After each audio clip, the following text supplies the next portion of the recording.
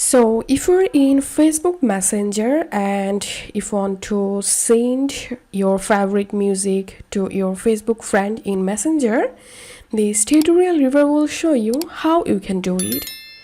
So I'm going to opening my Files app and searching for MP3 music. So for example, I want to share this MP3 music to my Messenger friend.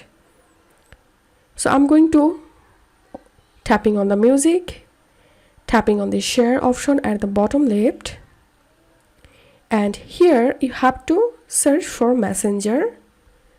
So tap on Messenger and now select the conversation, tap on send at the top right, and it may take some time to send the audio or song. Now I'm going to my Messenger, and as you can see, the song has been successfully sent. So this is how we can send music in Messenger.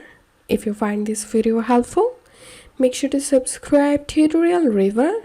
See you in the next video.